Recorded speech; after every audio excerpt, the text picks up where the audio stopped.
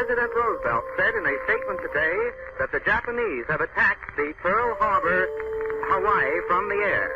I'll repeat that. President Roosevelt says that the Japanese have attacked Pearl Harbor in Hawaii from the air. The White House announces Japanese attack on Pearl Harbor. The Japanese have attacked Pearl Harbor, Hawaii, by air, President Roosevelt has just announced.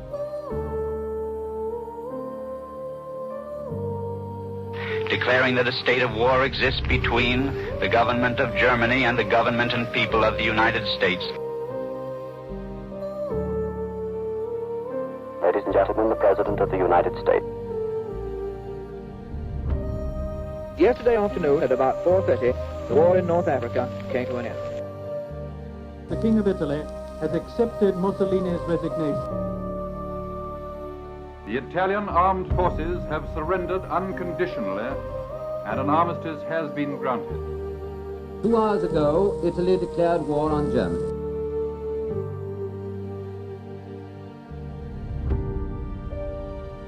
Allied naval forces, supported by strong air forces, began landing Allied armies this morning on the northern coast of France.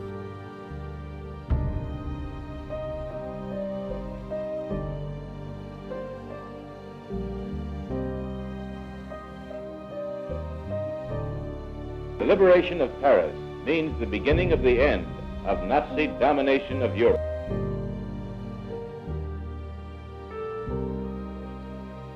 Friday, the 13th of April, President Roosevelt, we sincerely regret to announce, died suddenly last night.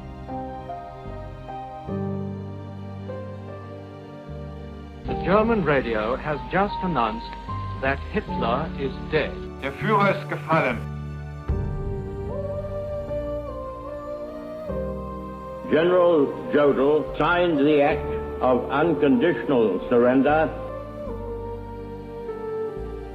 A short time ago, an American airplane dropped one bomb on Hiroshima. Colonel Paul W. Tibbets, Jr. of Miami, Florida, pilot of the B-29 that dropped the first atomic bomb in history. Japan has today surrendered. The last of our enemies is laid low.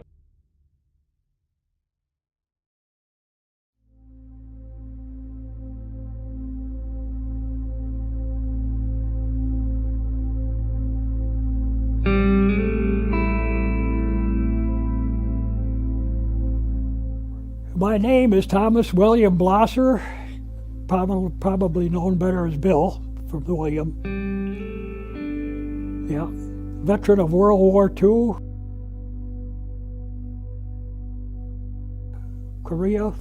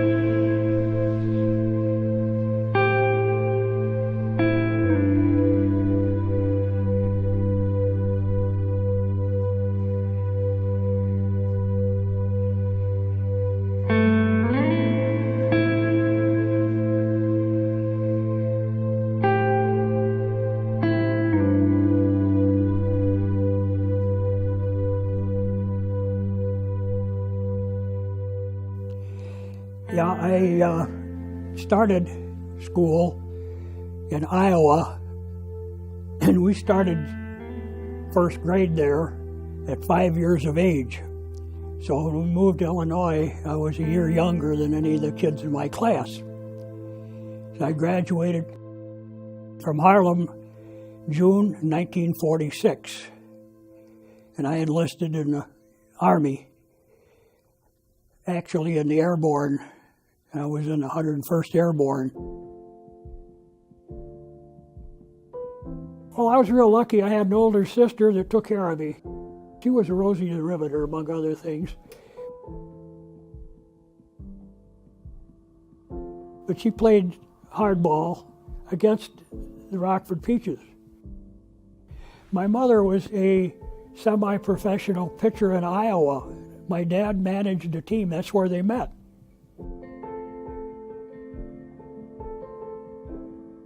But I got along good with the kids and had a lot of friends. The thing was, during my high school days, World War II was going.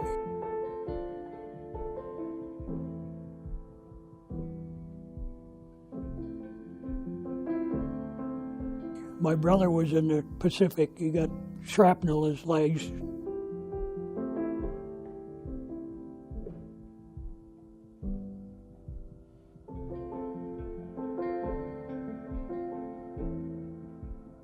And he eventually, gangrene killed him. But everybody was for the war effort. We had victory gardens. You raise your own vegetables.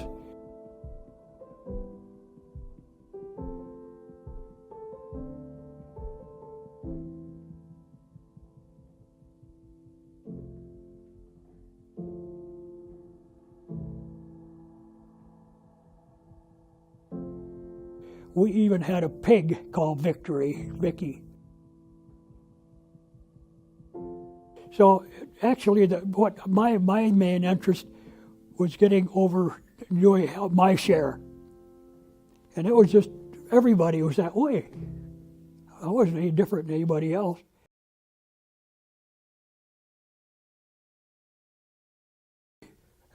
I enlisted in Airborne. And actually, I couldn't pass the eye test to jump out of airplanes. So I was shot down right off the bat. But when I went back in the Army, they put me in Airborne in the 101st. But anyhow, I went to basic training in Fort Knox, Kentucky.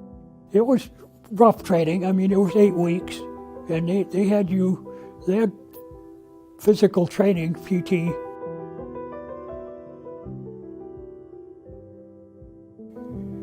And nothing nowhere near as bad as the Airborne. Everything you had was olive drab. They issued it to you, that's what you used. Everybody's the same. It was all very basic. We went through what they call Little Tokyo. We run down a street throwing hand grenades in buildings. Small powder charges in with a cork for dummy grenades. Guy threw one, he missed the whole darn door, and it rolled right up in front of me, and the cork went right up my sleeve. I had my fatigues. Man, I'd have been dead. We had to go through grenade throwing they had some visiting dignitary generals or something. And I got real lucky. One of my grenades, the concussion grenade, is like a beer can, and it lit on the end and bounced sideways right into the foxhole. Silhouette targets going up in the air, So they thought I was pretty good. It was strictly luck.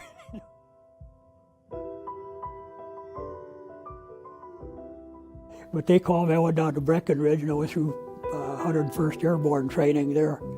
I had 2 complete courses of hand-to-hand combat. So I looked puny, but it was kind of deceptive. And I spent a lot of broken noses proving it. I asked for and received overseas duty. I had volunteered on a boat going over to Italy. We'd sit back at a fantail. All we had to do was make sure nobody fell overboard. If we did, our job was to holler man overboard. Kind of a heck of a job, And I was up in the mountains as a cannoneer originally. I was the first gunner on a 105. Probably one of the reasons I'm wearing hearing aids now. And we used to get up before daylight in the morning on a 105 howitzer, go out in the mountains. Those are the Julian Alps mountains in northern Italy. And the food was insufficient. Really, I was 5'10", I weighed 135 pounds. Well, I complained so violently, me and three of my friends, they put me on a starvation table. This is really. I had corned beef hash to eat morning, noon, and night. And I still like corned beef hash. They thought they were punishing me. It was kind of a joke. But I went to a non-commissioned officer school on the island of Lido. And it was a 5-week school. And you wouldn't believe me if I told you all the things that went on there. But after I was there for 2 weeks, the medics closed the school for brutality. That's really. They took the top guys at the school and shipped us to Trieste. We were in an old Italian naval barracks originally, and I was a machine gunner there. And I had, in fact, my assistant machine gunner was the welterweight boxing champion of Europe. He was a nice guy to have on your side in a bar fight. Oh, boy. And I got into quite a few of them. I was small, and a lot of guys used to pick on me. In fact, I spent New Year's 17 years old. You got to imagine that. 135 pounds. And I got in a fight with a buck sergeant, and I spent 10 days on a pick and shovel. When I was in Italy, guard duty consisted of 2 hours on and 4 hours off for 24 hours. Throws everything out of kilter. But you got to do everything in the 4 hours that you're off. You eat, sleep, whatever.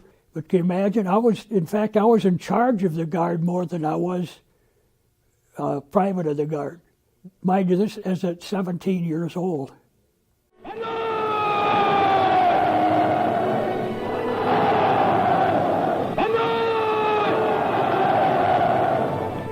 Although I was only a PFC, I only had one stripe then, but I had the equivalent of a staff sergeant rank. And I did have a run-in with a staff sergeant. He was in charge of quarters one time. We got into a difference of opinion, and he called me into the captain for insubordination. He found out I had as much authority as he did. So, and he was on line. It was a Sunday, and we were making noise, and he thought we should keep quiet, and I told him what I thought of it, But found out afterward he was a survivor of the Bataan Death March. Thousands of captured American and Filipino prisoners of war began their infamous Death March. Hundreds were to die, felled by exhaustion and by the bayonets of their captors. To those self-designated battling bastards of Bataan, who starved and fought on, the nation owes a debt it can never repay. Theirs was a heroism seldom matched. Sergeant Outson, and I felt real bad about it then because I was a punk kid in comparison to what he was. But I held up my end of the job anyhow. One of the things there in Italy at that time, you could not drink milk. It was contaminated, it wasn't pasteurized, they were getting what they call Bright's disease, similar to tuberculosis. Water you couldn't drink because it was not safe. The only water you could drink was out of what they call a Lister bag. It was about close to 100 gallons, or a little canvas bag. And they had so full of chemicals, it tasted like a swimming pool, You made coffee with that water, and it was bitter. So the only thing, when you went out on pass, the only thing you could drink was something that had alcohol in it. It wasn't whether you wanted to or not. That was it, period. So I was a 17-year-old alcoholic, if you could picture that. I was still 18 when I got home. I couldn't even buy a beer legally. Can you imagine?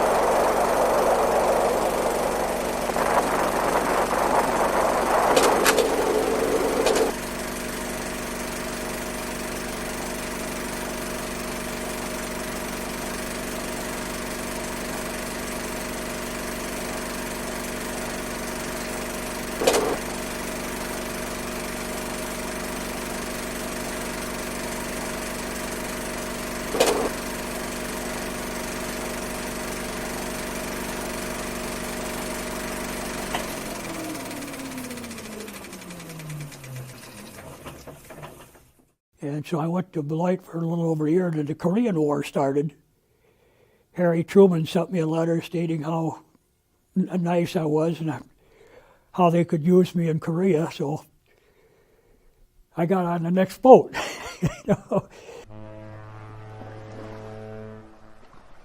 17 guys out of about 350 more or less at Breckenridge. 17 went to Germany. All the rest were the first over in Korea. I was one of the first guys from Rockford to get called. But I got wound up in Berlin, Germany.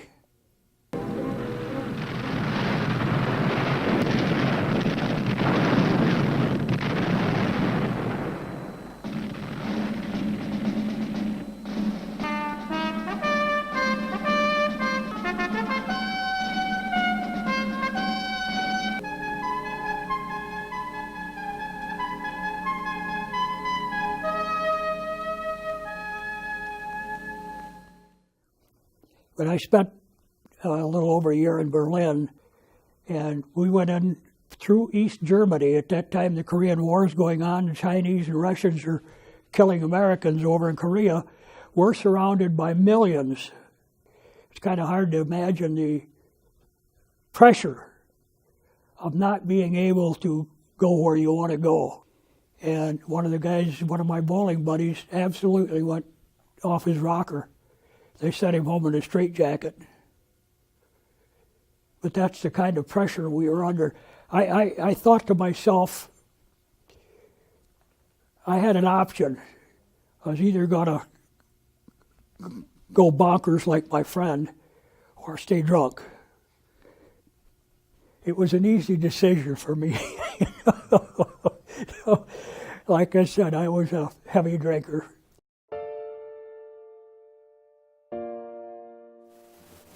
What was your worst memory?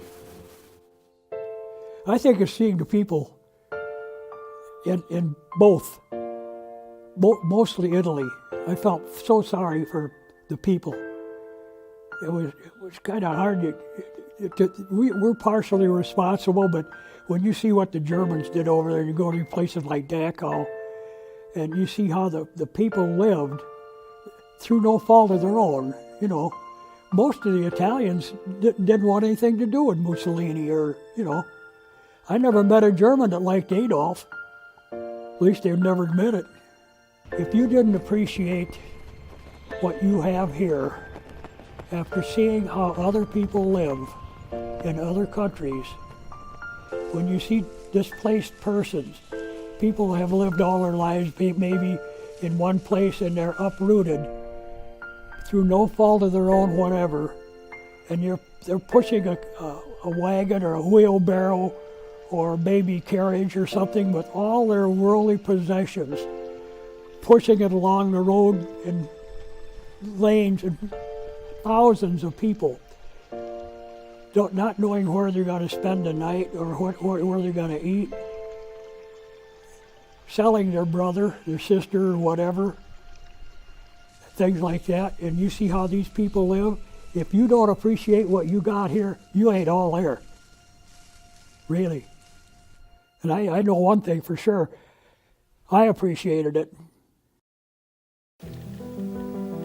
My name is JK Manguerra, and I am the student that created the documentary Thomas William Blosser. Being in the Harlem Veteran Project has been one of the greatest experiences of my life, and one of my favorite too. The class has really opened my eyes in a sense to what it means to be in a community. It's more than just being part of a group of people. It's more than doing a service for others. It is a livelihood of citizens that continually give back to the place that is their home. They not only do it because it may be the right thing to do, but they do it because they want to help the community that has already done so much for them. They do it so that they can provide a foundation for current and future generations so that they can prosper. Their community, our community, is our home. And our home is a paradise just waiting to be built.